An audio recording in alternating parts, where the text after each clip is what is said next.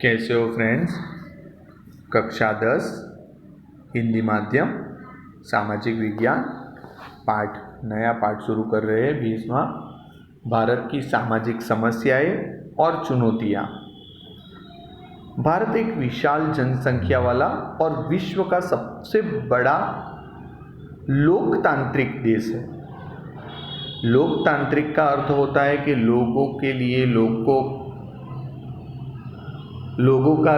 लिए जो भी देश में व्यवहार होता है वो लोकतांत्रिक देश है, जहाँ विविध धर्म, जाति, भाषा, संस्कृति वाले लोग बसते हैं। पता है आप लोगों को भारत में बहुत जाति के धर्म के लोग रहते हैं।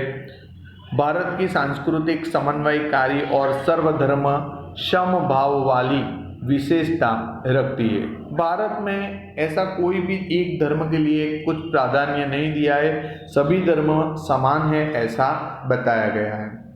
परंपरागत समाज में से आधुनिक समाज की तरफ गति करते भारतीय समाज में अनेक परिवर्तन आए हैं। इन परिवर्तनों के साथ समाज में कुछ समस्याओं का उद्भव भी हुआ है, जिनमें सामाजिक, आर्थिक, राजनीतिक, सांस्कृतिक आदि क्षेत्रों की समस्याओं का समावेश होता है। इन प्रकरण में हम दो सामाजिक समस्याएं, पहलू सांप्रदायिकता और जातिवाद की चर्चा करेंगे। देश को स्वतंत्रता दिलाने में विविध धर्म, जाति, भाषा वाले लोगों ने साथ मिलकर प्रयत्न किया और उनके प्रयत्नों के परिणाम स्वरूप हमने अमूल्य स्वतंत्रता प्राप्त की।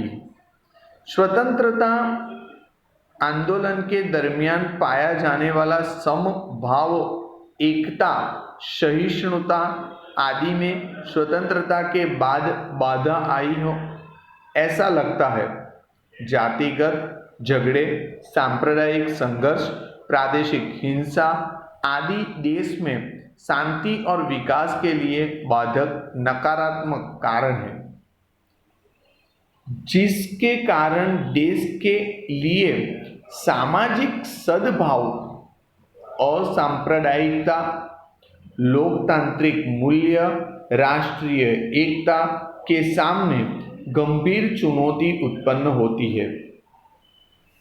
सांप्रदायिकता की बात करेंगे। धर्म यह श्रद्धा और आस्था का विषय है। कोई भी धर्म हो, हिंदू हो, चाहे मुस्लिम हो, सिख हो, पारसी हो, जैन हो, कोई भी धर्म है, उसमें आस्था, विश्वास, श्रद्धा उसका विषय है। अधिकांशतः मानव किसी न किसी धर्म या संप्रदाय को मानते हैं। भारत एक असांप्रदायिक और धर्मनिरपेक्ष देश है, इसलिए संकुचित सांप्रदायिकता का आचरण संविधान की भावना के विरुद्ध है।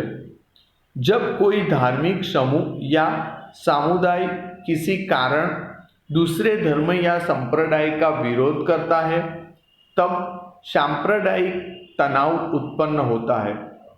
किसी भी धर्म या संप्रदाय के सदस्य अन्य धर्मों की तुलना में अपने धर्म या संप्रदाय को श्रेष्ठ बताने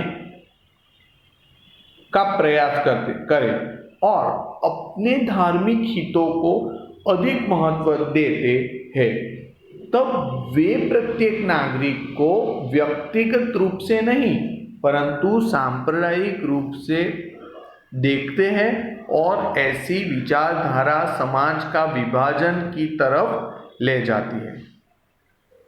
स्वतंत्रता प्राप्ति के इतने वर्षों बाद भी हम सांप्रदायिकता की समस्या पर संपूर्ण रूप से नियंत्रण नहीं ला सके।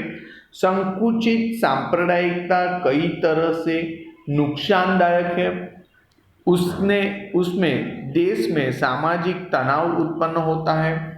व्यक्ति अपने ही भाइयों को अपना विरोधी मानता है। उसके समाज में मतभेद और घृणा का वातावरण उत्पन्न होता है। सांप्रदायिक तनाव से सांप्रदायिक हिंसा या झगड़े होते हैं, ये सभी बातें लोकतांत्रिक विचारधारा, राष्ट्रीय विकास के लिए बाधक है। सांप्रदायिकता के विरुद्ध संघर्ष।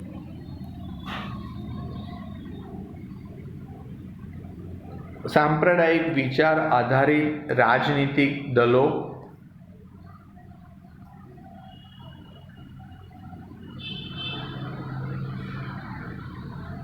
यहाँ से हम देखते हैं सांप्रदायिकता के विरुद्ध संघर्ष।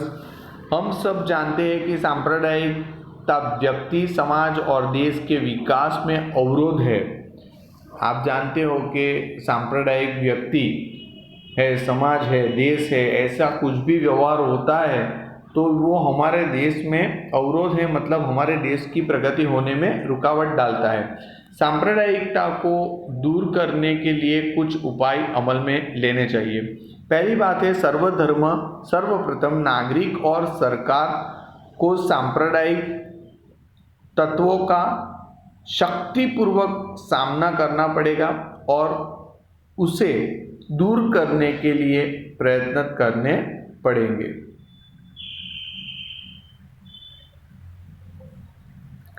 दूसरी बात है सांप्रदायिकता दूर करने के प्रभावशाली कार्य शिक्षा कर सकती है।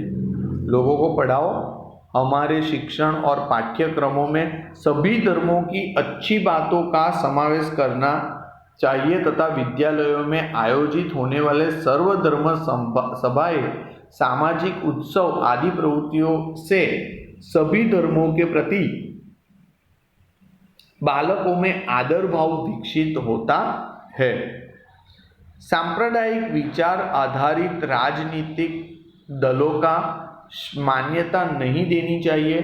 चुनाव के लिए विशेष आचार संहिता और उसका अमल करना और करवाना चाहिए। रेडियो, टीवी, सिनेमा सामान्य नागरिक तक पहुंचने के श्रेष्ठ दृश्य श्राव्य माध्यम हैं।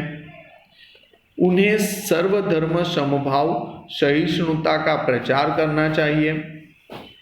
राष्ट्रीय हितों और राष्ट्रवाद को प्रोत्साहन मिले ऐसे कार्यक्रम प्रसारित करना चाहिए। धार्मिक मुखिया और राजनेताओं के साथ मिलकर देश के विकास के लिए सांप्रदायिकता को नष्ट करने का प्रयत्न करना चाहिए। ये बहुत अगत्य वाला मुद्दा है। धार्मिक मुखिया माने जो धर्मगुरु होते हैं और राजनेता के साथ मिलकर, वो दोनों साथ में मिलकर देश के विकास के लिए कुछ सोचेंगे तो हमारे देश में बहुत प्रगति हो सकती है। सांप्रदायिकता दूर करने के लिए युवाओं को आगे आना चाहिए। युवाओं को सांप्रदायिकता के स्थान पर असांप्रदायिकता और वैज्ञानिक दृष्टिकोण विकसित हो ऐसे प्रयत्न सामाजिक और शैक्षणिक क्षेत्र में करने चाहिए। इस प्रकार सरकार ही नहीं अपितु समाज को भी विशिष्ट प्रयत्न करने चाहिए। धर्म, जाति, प्रांत, भाषा के ऊपर राष्ट्रहित, राष्ट्र गौरव है ऐसी समझ लोगों को एक सूत्र में बांधती है और वह राष्ट्रवाद और राष्ट्र एकता का पोषण करती है। जातिवाद भारत की सामाजिक व्यवस्था में सामाजिक स्तर रचना के स्वरूप में जातियों का अस्तित्व सदियों से रहा है। इस प्रकार भारत की मानसिक सामाजिक रचना जाति पर आधारित है। ऐसा कहा जा सकता है कि आज जो जाति व्यवस्था की प्रारंभिक संकल्पना है, प्राचीन समय में उससे भिन्न थी। समाज की आवश्यकताओं की परिपूर्ति और श्रम विभाजन के आधार रूप कार्य पर आधारित जातियां थी। प्रारंभिक परिकल्पना के अनुसार वह 4 व्यवस्थाओं पर आधारित वर्ण व्यवस्था थी: ब्राह्मण, क्षत्रिय, वैश्य और शूद्र। आप सभी लोगों को पता है कि जो सबसे पहली है ब्राह्मण, वो शिक्षा का काम करती थी, यज्ञ क्रियाकांड आदि करती थी। क्षत्रिय जो होते थे वो देश की रक्षा का कार्य करते थे, वैश्य जो होते थे वो व्यापार करते थे, और शूद्र जो होते थे वो छोटे मोटे काम करते थे। व्यवस्था के आधार पर आय के स्रोत रहते समाज में आय वर्ग के आधार पर कुछ जातियां कम आय प्राप्त करती थी, जिससे समाज के अन्य जाति समूहों की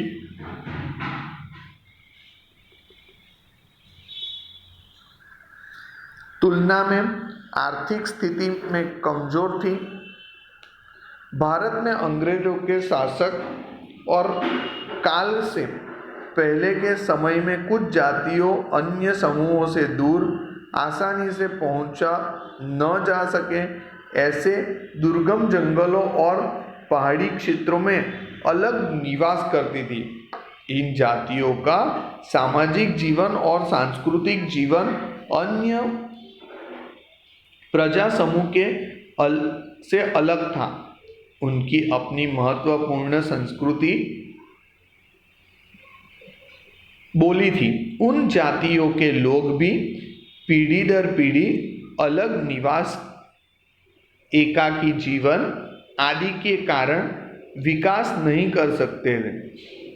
परिणाम स्वरूप उनकी आर्थिक और सामाजिक स्थिति भी कमजोर थी। आगे देखते हैं।